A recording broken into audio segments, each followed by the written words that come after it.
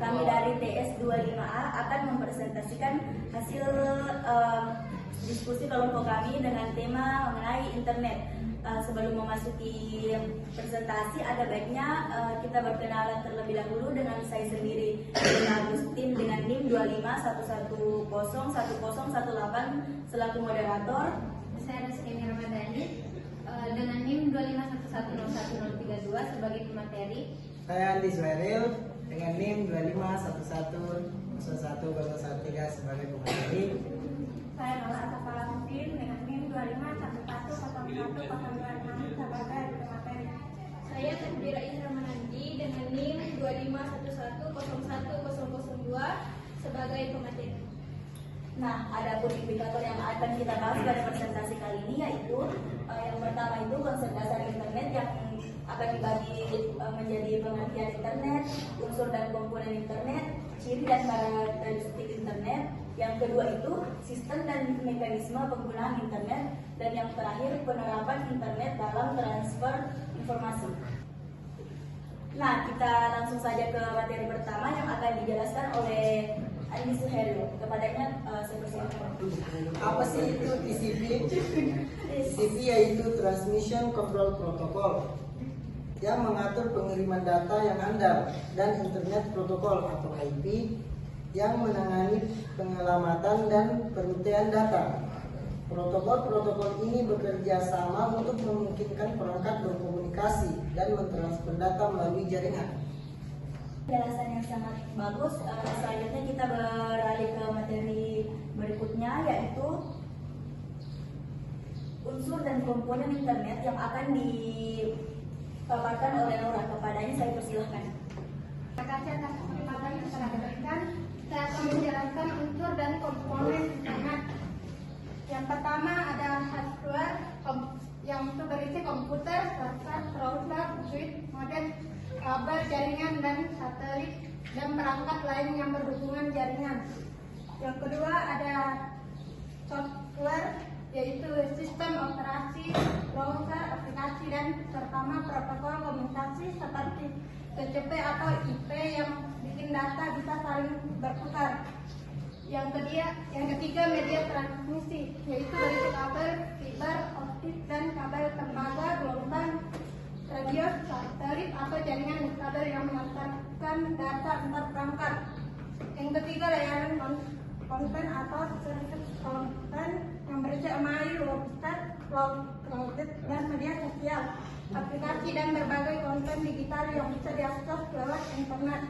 Yang terakhir ada penggunaan atau user, yaitu orang atau sistem yang memakai internet untuk komunikasi dan mengakses informasi atau layanan digital. Terima kasih. Oke, penjelasan yang sangat bagus. Kita lanjut lagi ke materi berikutnya, ciri dan karakteristik internet yang akan dibawakan oleh Ahmad Farel, tapi karena orangnya sedang berhalangan, jadi akan diwakili oleh Reskiani. Kepadanya saya persilakan. Terima kasih atas kesempatannya. Ciri dan karakteristik internet di sini kami mengambil 5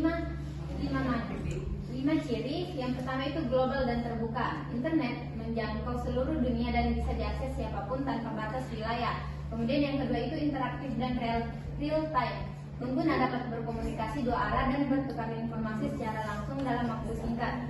Kemudian yang ketiga itu beragam layanan, menyediakan berbagai fasilitas seperti email, media sosial, website, dan cloud. Kemudian yang keempat itu menggunakan protokol TCP atau IP, memastikan data dikirim dengan aman dan teratur antar perangkat. Kemudian ciri yang kelima yaitu terdistribusi dan fleksibel. Sistemnya itu tersebar di banyak server, mudah dikembangkan dan tetap berjalan meski sebagian jaringan bermasalah. Saya lanjutkan untuk membaca sistem dan mekanisme penggunaan internet. Yang pertama itu sistem internet. Sistem internet adalah gabungan antara alat dan aturan yang memungkinkan komputer serta perangkat lain itu bisa saling terhubung dan bertukar informasi.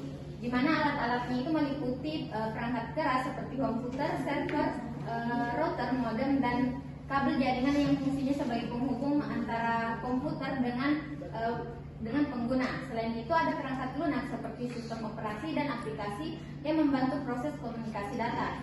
Kemudian aturannya itu disebut protokol komunikasi TCP atau IP, yaitu standar yang mengatur standar yang mengatur bagaimana cara data itu dikirim, diarahkan dan diterima pengguna agar bisa dipahami oleh perangkat lain di seluruh dunia.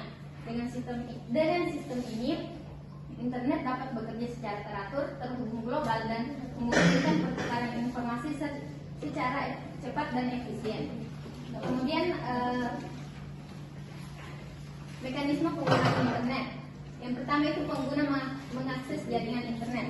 Pengguna menggunakan perangkat seperti komputer atau ponsel yang terhubung melalui wifi, kabel atau data seluler. Dari sini perangkat sudah bisa berkomunikasi dengan jaringan global. Kemudian yang kedua itu permintaan dikirim ke server. Misalnya saat kita membuka situs, perangkat akan mengirim permintaan data kita atau request ke alamat server tujuan melalui protokol internet atau TCP atau IP tadi.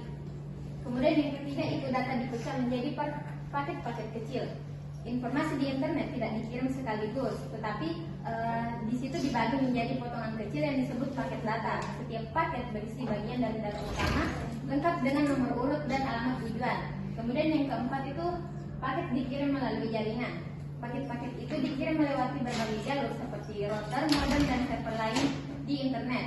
Tiap paket bisa menempuh rute yang berbeda tergantung jalur mana yang paling cepat atau yang tidak padat. Kemudian yang kelima itu server menerima dan memproses permintaan. Server menerima semua paket permintaan dari pengguna lalu menyusunnya kembali menjadi data yang utuh. Setelah itu server mencari data yang diminta, misalnya kita meminta halaman web atau video, dan server akan mengirimkannya kembali ke pengguna dalam bentuk paket-paket kecil juga. Kemudian yang keenam itu paket diterima kembali oleh pengguna. Paket-paket datang dari server sampai ke perangkat pengguna dan disusun ulang sesuai urutan aslinya. Jika ada paket yang hilang, perangkat akan memintanya kembali ke server. Setelah lengkap, informasi akan ditampilkan secara utuh di layar pengguna, misalnya halaman web atau pesan. Kemudian yang ketujuh itu informasi berhasil ditampilkan dan bisa dibalas kembali. Setelah data diterima, pengguna bisa membalas kembali atau mengirim data baru lagi. Dan disinilah terjadi proses pertukaran informasi dua arah antara klien atau pengguna dengan server. Sekian saya kembalikan kepada moderator. Oke, penjelasan yang sangat bagus. Kita lanjut ke yaitu penerapan internet dalam transfer informasi yang akan dibawakan oleh Takdir. Kepadanya saya persilakan. Baik, selanjutnya itu penerapan internet dalam transfer informasi. Yang pertama itu internet diterapkan sebagai media komunikasi digital. Maksudnya itu internet sebagai alat untuk berkomunikasi digital secara cepat dan real time di seluruh dunia. Contohnya itu orang-orang yang saling bertukar pesan, gambar atau video secara cepat lewat email, chat, dan video call. Yang kedua itu internet juga diterapkan untuk kolaborasi jarak jauh. Maksudnya itu memudahkan kita bekerja atau belajar bersama walaupun berada di tempat yang berbeda. Contohnya itu belajar bersama melalui Zoom atau Google Doc. Yang ketiga itu internet digunakan untuk berbagi dan menyebarkan data. Jadi internet sebagai platform untuk membagikan informasi atau file ke banyak orang secara cepat. Contohnya itu melalui situs web, media sosial atau platform penyimpanan online seperti Google Drive. Dan yang terakhir itu internet dimanfaatkan untuk penyimpanan informasi. Internet sebagai layanan penyimpanan data online atau cloud yang dapat diakses dari mana saja. Contohnya itu menyimpan foto dan dokumen di Google Drive. Baik, sekian saya serahkan kembali kepada moderator. Sampai penjelasan dan mengirimkan kelompok 2.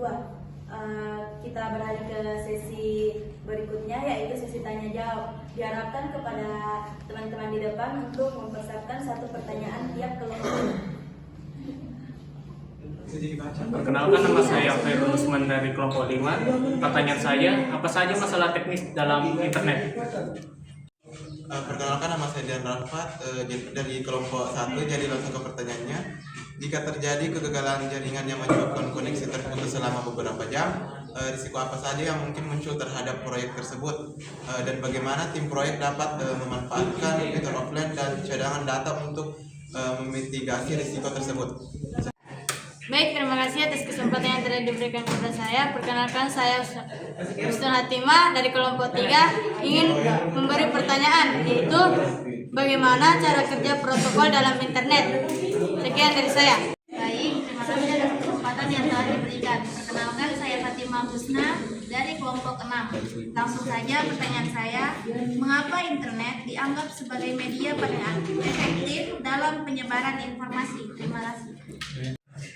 Oke, karena semua pertanyaannya sudah kita tampung, jadi dapat kita simpulkan bahwa internet adalah jaringan global yang menghubungkan perangkat di seluruh dunia, memungkinkan pertukaran informasi melalui protokol TCP atau IP. Internet memiliki unsur-unsur penting seperti software, hardware, media transmisi, pengguna, serta layanan dan konten. Karakteristiknya yang global, interaktif, beragam, fleksibel, dan menggunakan protokol TCP atau IP membuat internet menjadi alat yang sangat penting dalam kehidupan sehari-hari, terutama dalam transfer informasi. Dan demikian pula berakhirnya sesi presentasi kelompok kami kali ini. Saya akhiri dengan ucapan wassalamualaikum warahmatullahi wabarakatuh.